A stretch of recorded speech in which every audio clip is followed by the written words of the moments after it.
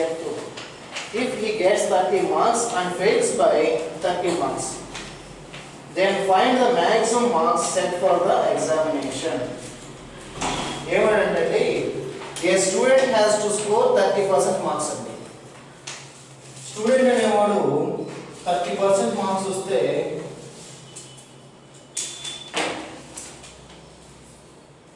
30% marks రావాలంటండి వాడికి. కానీ వాడికి ఎన్ని వచ్చాయంట? If he gets 30 marks and fails by 30 marks, 30% marks వస్తే వాడు పాస్ అయినట్టే. 30% ఈ ప్రాబ్లమ్స్ ఎక్కువగా అడుగుతుంటారు ఈ స్టూడెంట్. ఒకటి ఎలక్షన్స్ సంబంధించిన కొన్ని ప్రాబ్లమ్స్ వస్తాయి, ఇవి ఎక్కువగా అడిగేటటువంటి ప్రాబ్లమ్స్. సో 30% మార్క్స్ వస్తే వాడు పాస్ అవుతాడండి. కానీ వాడికి ఏమైందంట, 30 మార్క్స్ వచ్చాయంట, ఇంకొక 30 మార్కులు వచ్చి ఉంటే అతను పాస్ అయ్యేవాడు. అంతే కదా దాన్ని చెప్పిన అర్థం. 30 మార్క్స్ వచ్చాయి, ఇంకొక 30 మార్క్స్ రాకపోవటం వల్ల ఫెయిల్ అయ్యాడు. అంటే ఆ 30 కూడా వచ్చి ఉంటే అతను పాస్ అయ్యేవాడు. అంటే టోటల్గా ఎన్ని మార్క్స్ వస్తే అతను పాస్ అయ్యేవాడు అండి? 60 మార్క్స్ వస్తే పాస్ అయ్యేవాడు. ఇవి మార్క్స్ అండి, ఇది పర్సంటేజ్. అంటే 30% మార్క్స్ వచ్చినా పాస్ అయ్యేవాడు, లేదంటే 60 మార్క్స్ వచ్చినా పాస్ అయ్యేవాడు. అంటే 30% is almost equal to the 60 marks. అదే కదా అర్థం. అయితే మనం ఏం ఫైండ్ అవుట్ చేయమన్నాడు? Then find the maximum marks set for the examination. Maximum marks is nothing but 100%. 30% 60 అయితే 100% ఎంత అవుతాయంటే 200 మార్క్స్.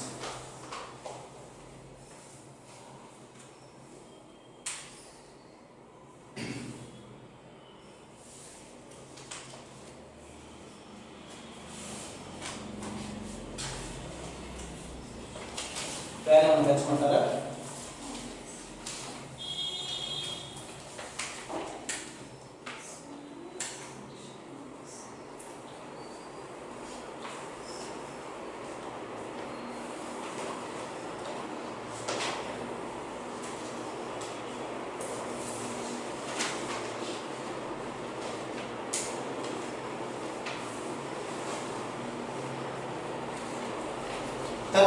ప్రాబ్లం చూడండమ్మా. 34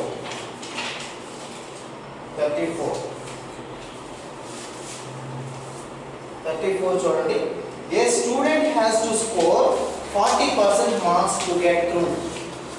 if he gets 40 marks and fails by 40 marks. ఇతను 40 మార్కులు వచ్చేయండి, 40 మార్కులు రాకపోవడం వల్ల ఫెయిల్ అయ్యాడు. Then find the maximum marks set for the examination. So total ఎన్ని మార్క్స్ రావాలండి? 80 మార్క్స్ రావాలి. కానీ పర్సంటేజ్లో మాట్లాడుకుంటే ఎంత పర్సంటేజ్ అండి? 40%. So 40% is equal to 80 marks అయితే 100% అంటే ఎంత వస్తుంది? ఇక్కడ కూడా 200 అండి. ఇక్కడ కూడా 200 మార్క్స్. నెక్స్ట్ 35 చూడండి. ఏ candidate scores 20% and fails by 50 marks, while another candidate who scores 40% marks gets 30 marks more than the minimum required marks to pass the examination. Find the maximum marks for the examination. ఏమండి వీడికి ఒక పర్సన్కి 20% marks వచ్చి ఎన్ని marks తేడాతో fail అయ్యాడంట? 50 marks తేడాతోటి fail అయ్యాడంటే. ఇంకొక పర్సన్కి 40% మార్క్స్ వచ్చి 40% మార్క్స్ వచ్చి ఎన్ని మార్క్స్తో ఎక్కువ ఎన్ని మార్క్స్ గ్యాదర్ చేశాడంట? 30 మార్క్స్ ఎక్సెస్గా గ్యాదర్ చేశాడంటే. మనం రావాల్సిన మార్క్స్ కన్నా 30 మార్క్స్ ఎక్కువగా గ్యాదర్ చేశాడు. అయితే మ్యాక్సిమం మార్క్స్ ఎంతో క్యాలిక్యులేట్ చేయమనండి.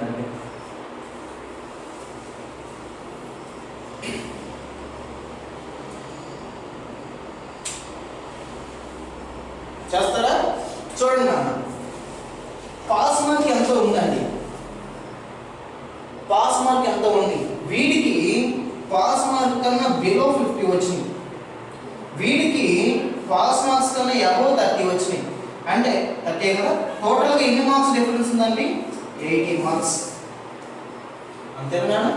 అంటే వీడి నుంచి వీడికి రీచ్ అవ్వడానికి ఎన్ని మార్క్స్ కావాలి? 80 మార్క్స్ డిఫరెన్స్ ఉందండి వీళ్ళిద్దరికి. పర్సంటేజ్ మాట్లాడుకుంటే ఎంత పర్సంటేజ్ డిఫరెన్స్ ఉందండి? 20%. So 20% is equal to 80 marks అయితే 100% ఎంత?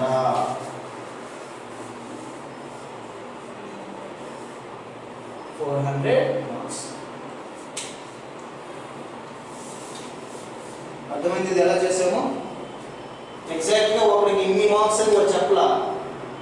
వీడికేమో రావాల్సిన మార్క్స్ కన్నా 30 ఎక్కువ వచ్చాయి, వీడికేమో రావాల్సిన మార్క్స్ కన్నా 50 తక్కువ వచ్చాయి. వీళ్ళిద్దరికి మధ్యలో ఉన్న పాస్ మార్క్ అనేది ఎంతో సంథింగ్ మధ్యలో ఉంది కాబట్టి వీటికి మధ్య డిఫరెన్స్ ఎంత అంటే 80. 50 నుంచి పాస్ ఒక 50, అక్కడి నుంచి ప్లస్ ఇంకోకి వచ్చిన 30, మొత్తం 80 మార్క్స్ డిఫరెన్స్ ఉందండి. ఇక్కడ పర్సంటేజ్ లో మాట్లాడుకుంటే 20%. సో 20% వచ్చేసరికి 80 మార్క్స్ అయితే 100% 400 మార్క్స్ అవుతుంది.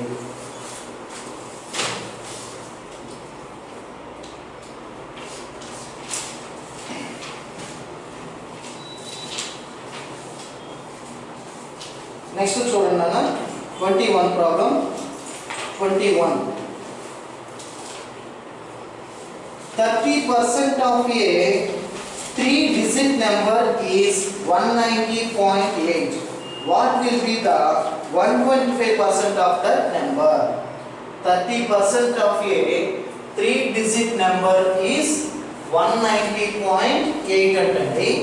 అయితే 125% ఎంత? ఆ నెంబర్ యొక్క 125% ఎంత అవుతుంది అని అంటున్నాడండి.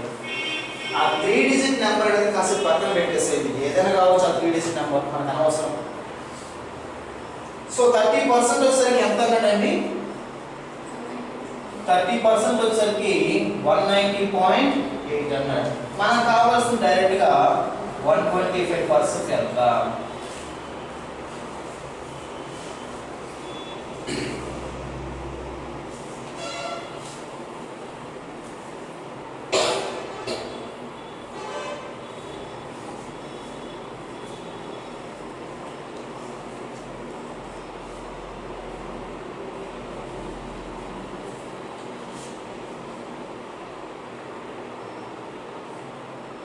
ఎంత వస్తుంది?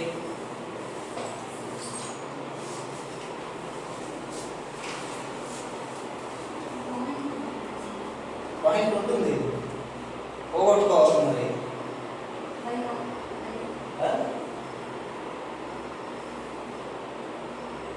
పోనీ పాయింట్ పెట్టేసుకోండి, అప్పుడు 3 ఒక వాల్యూ 90.08.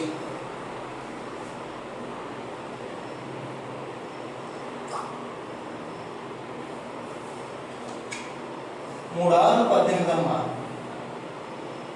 పాయింట్ 10 ఉంటుంది. తర్వాత 10 అంటే ఎంత వస్తుందమ్మా? 3 3 9. తర్వాత 18 ఉంటుంది. 18 అంటే 11 3 6 18. సో 3% యొక్క వాల్యూ 6.36. 6.36 into 125. 6.36 into 125.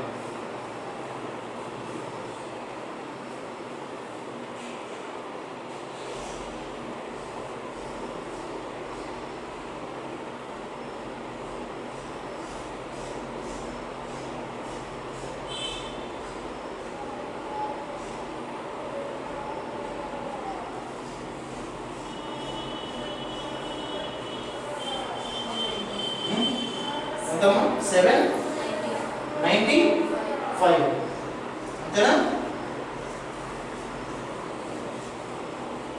అంతేనా?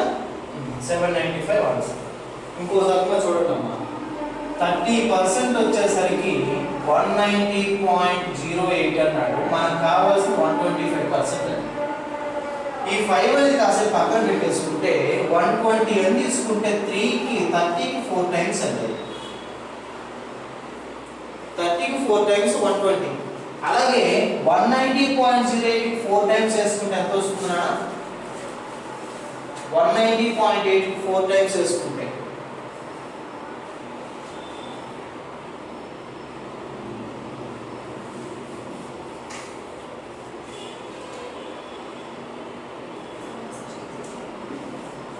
763.2.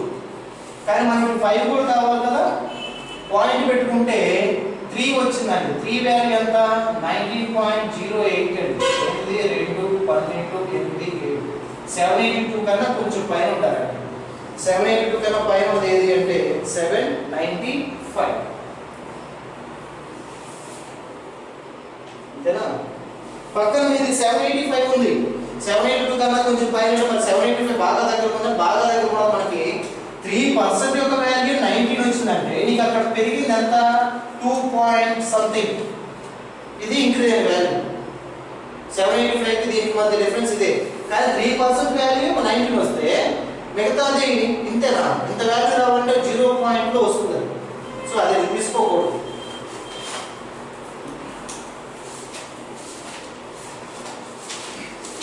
నెక్స్ట్ చూడండి అమ్మా, the price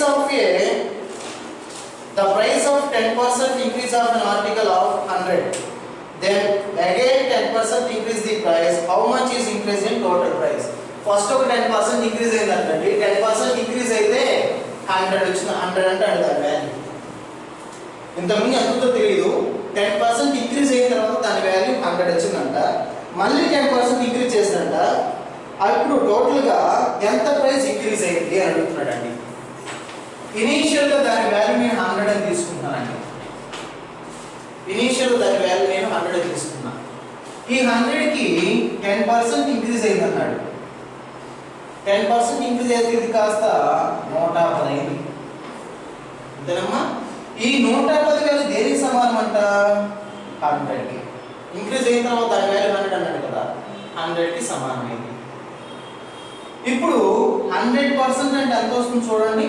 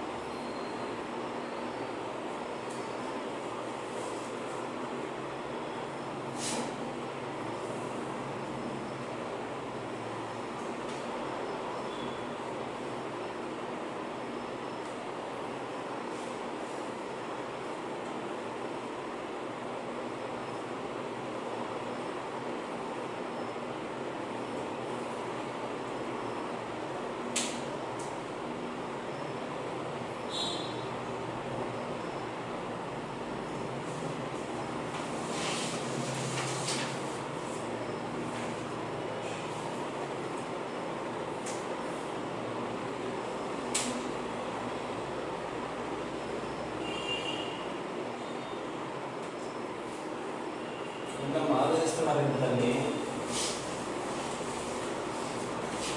ఒక వస్తువు కాస్ట్ 100 అండి. దీనికి 10% ఇంక్రీజ్ అయింది అన్నాడు. 10% ఇంక్రీజ్ అయిందంటే 110 అవుతుంది. 10% అంటే దాంట్లో 10 కదా, 100లో 10% ఇస్ నథింగ్ బట్ 10. సో 10 దీనికి యాడ్ చేసుకుంటే 110 అయింది. దీన్ని తాగకుండా మళ్ళీ ఏం చేశాడు? ఇంకో 10% అగైన్ ఇంక్రీజ్ అయింది అన్నాడు. మళ్ళీ 10% ఇంక్రీజ్ చేస్తే దీనిలో మళ్ళీ 10% అంటే ఎంత అండి? 11. దీనిలో 10% అంటే 11. 11కి మళ్ళీ దీన్ని కలుపుకుంటే ఎంత? దీనికి 11 కలుపుకుంటే ఎంత వస్తుంది? 121. దీనికి మధ్య డిఫరెన్స్ ఎంత అండి? 21%. అదే కదా అడిగింది. టోటల్ ఎంత ఇంక్రీజ్ అయింది అన్నాడు? 21%. 121 కూడా ఉంది ఆప్షన్. ఇక్కడ 121 వచ్చింది కదా, అక్కడ దానికి ఏదో వెళ్ళిపోతుంది మనకి. కానీ వాడు ఎంత ఇంక్రీజ్, ఎంత వచ్చింది ఫైనల్ వాల్యూ అంటే ఇది రాసుకోవాలి. ఎంత ఇంక్రీజ్ అయింది అంటే దీని నుంచి దీనికి ఎంత ఇంక్రీజ్ అయింది అంటే 21% ఇంక్రీజ్ అయింది.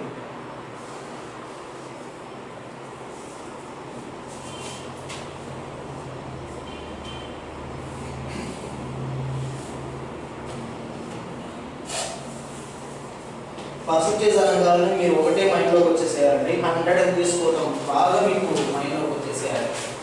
నేను తీసుకున్నా 100% అని తీసుకుంటే మనకు ఆన్సర్ సాల్వ్ అవుతుంది. ఐ మీన్ ఈజీగా సాల్వ్ అవుతుంది. నెక్స్ట్ ప్రాబ్లం చూడండి అమ్మా. In a company there are అమ్మా నేను చూడాలి. In a company there are 724 employees. 25% of employees left the job. Find the number of rest of employees. మొత్తం ఎంతమంది ఉన్నారంట? 724 పర్సన్స్ ఉన్నారంట. దీనిలో 25% బయటికి వెళ్ళిపోయారంట. 25% వచ్చేసరికి బయటికి వెళ్ళిపోయారండి. మిగిలిన వాళ్ళకి ఎంతమంది ఉంటారు నా దగ్గర? 75% ఇక్కడ స్టే చేసి ఉంటారు. టోటల్గా 100%. మనం అడిగింది ఏంటమ్మా, find the number of rest of employees అన్నాడు. అంటే ఇది ఎంతో నేను క్యాలిక్యులేట్ చేయాలి. టోటల్ నెంబర్ ఆఫ్ ఎంప్లాయీస్ ఎంతమంది? 724. కాబట్టి దీన్ని నేను 100% అని తీసుకుంటాను. అయితే నాకు కావాల్సింది 75% కావాలి.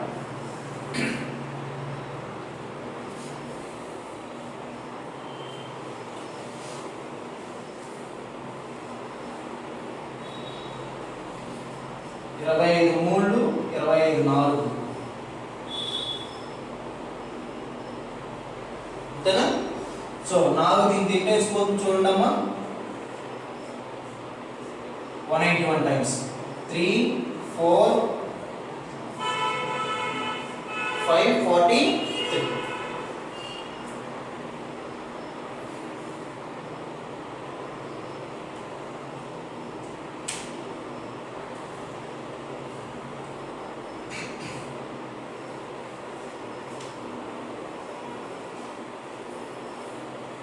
లేదా 25% బయటికి వెళ్ళిపోయారంటే ఉన్నవాళ్ళు 75%. ఆ 75% ఎంత అంటే క్యాలిక్యులేట్ చేస్తే 543 వచ్చింది.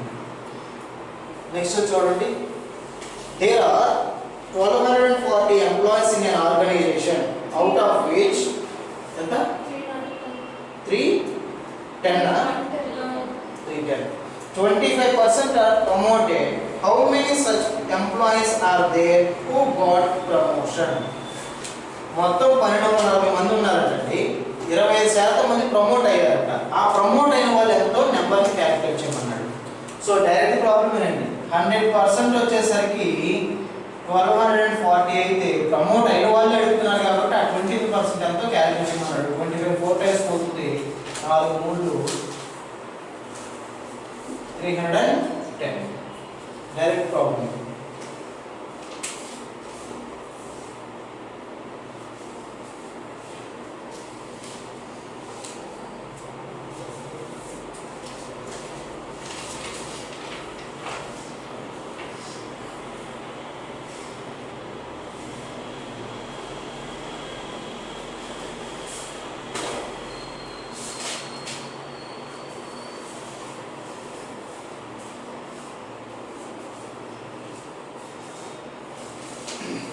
నెక్స్ట్ 36 చూడండి అమ్మా. 36. The population of a town is 1,26,800. 1,26,800. It increases by 15% in the first year and decreases by 20% in the second year. What is the population of the town at the end of second year?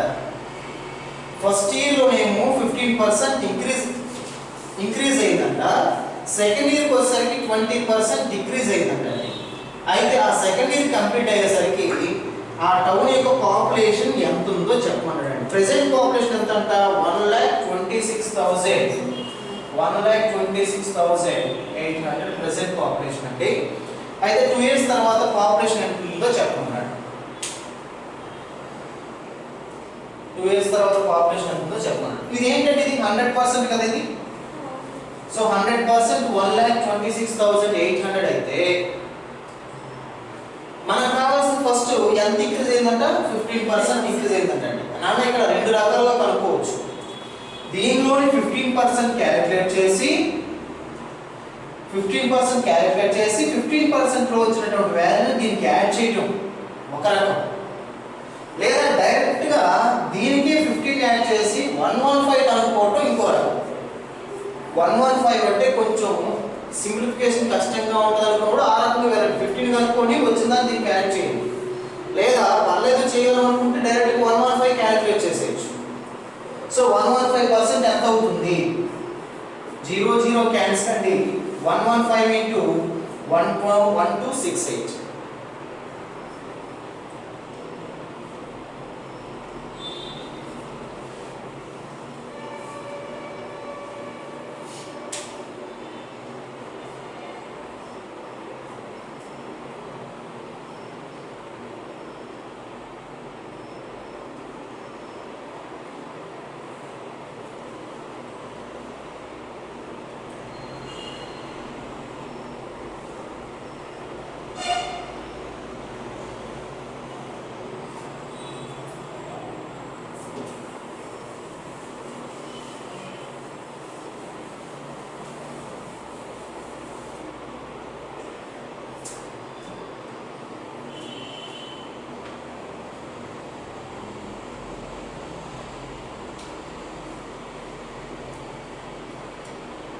ఎంత వస్తుందమ్మా?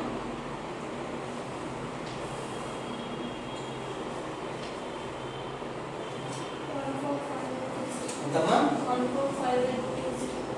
14,520. ఏది 115 వాల్యూగా? 115 into 1268 value. So 1,45,820. ఇంత తాకాడా ఆగదు. మళ్ళీ ఏం చేశాడంట? 20% decrease చేశాడంట. ఇప్పుడు ఇది 100% అవుతుంది మళ్ళీ. సో 100% వాల్యూ 1,45,820 అయితే 20% డిక్రీజ్ అయిందంటే ఎంతమ్మా? 80%. 80% వాల్యూ ఎంత? ఎంతమ్మా చేసావా? ఎంత? 99116656. ఇంకో రకంగా చూడండి అమ్మా.